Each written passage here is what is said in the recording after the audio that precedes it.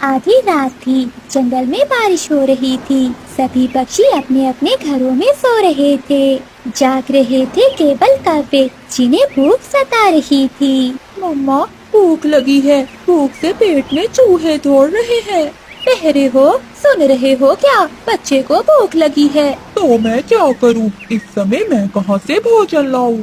जाओ, अपने बाप के बाग से फल ले आओ। चुप चुप कर जा। मेरे पिता का नाम लिया तो छोड़ूंगा नहीं। मुझसे इस समय चोरी नहीं होती। जाओ, आज तुम ही किसी के घर से चुरा कर ले आओ। अगर पहले पता होता कि चुरा कर ही खाना है तो मैं माँ के साथ ही खुश थी। कभी भी तुमसे शादी न करती मैं।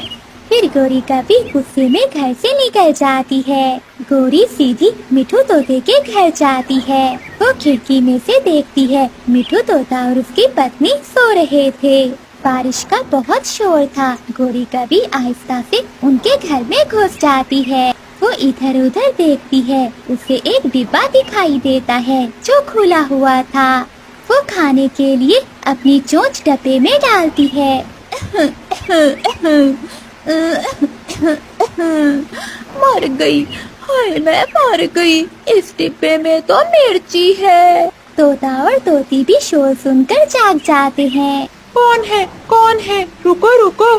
जैसे तैसे गोरी कभी वहाँ से भाग जाती है। मीठू जी, कोई चोर था। देखो, मेरी सारी मिर्ची खराब करके चला गया।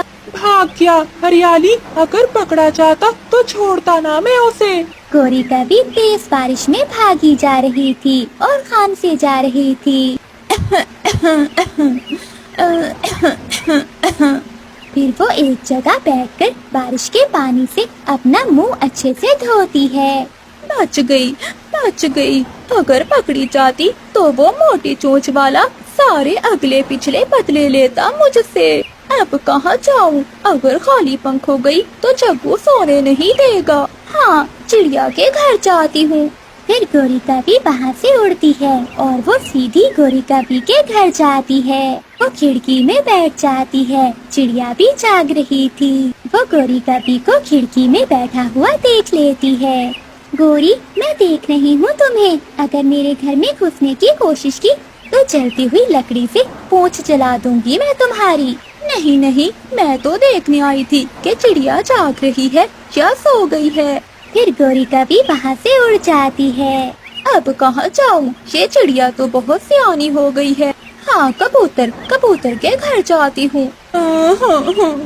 बाबा, मम्मा अभी तक नहीं आई। मुझे कुछ खाने को दे। ये गोरी कहीं पकड़ी तो नहीं गई आज, जो अभी तक लौट कर नहीं आई। जग्गू बेटा, तुम मेरा इंतजार करो, मैं अभी तुम्हारे लिए भोजन लेकर आता हूँ। कालू कौवा, जो पूरा डाकू था, वो अपने मुंह पर कपड़ा बांध लेता है और घर से निकलता है। कबूतर के घर जाता हूँ। ऐसी बारिश में वो दोनों मजे मजे से सो रहे होंगे। कबूतर के घर में दाने थे। गोरी कभी कबूतर के घर में घुस जाती है। पहले पेट भरकर दाना खा लेती हूँ, बाद में जग्गू और कालू के लिए ले जाऊंगी।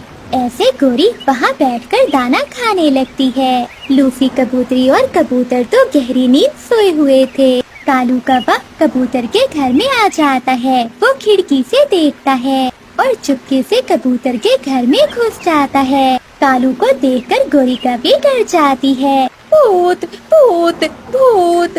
मम्मा, मैं हूँ गोरी, मैं कालू हूँ।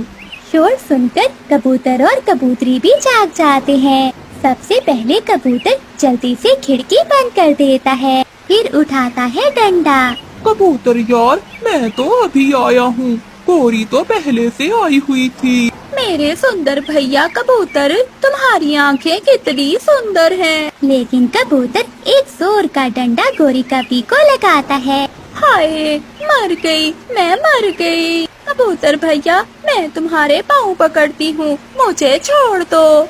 इसे मारो, इस कालू को। अगर ये कमा कर लाए तो क्यों मैं चोरियाँ करूँ दूसरों के घरों में। तुम दोनों ही बेशरम हो। कबूतर जी, जाने दो इन्हें। नहीं लूसी, तुम नहीं जानती, ये बहुत दुष्ट कौवे हैं। आज मैं छोड़ूंगा नहीं इन्हें। फिर पूरे घर में कबूतर डंडा लिए पीछे पीछे और गोरी और कालू आगे आगे भाग रहे थे। ऐसे उन दोनों की खूब पिटाई होती है। प्यारे दोस्तों, कहानी को लाइक, चैनल को सब्सक्राइब और अपने दोस्तों के साथ शेयर करना मत भूलिएगा। आपका धन्यवाद।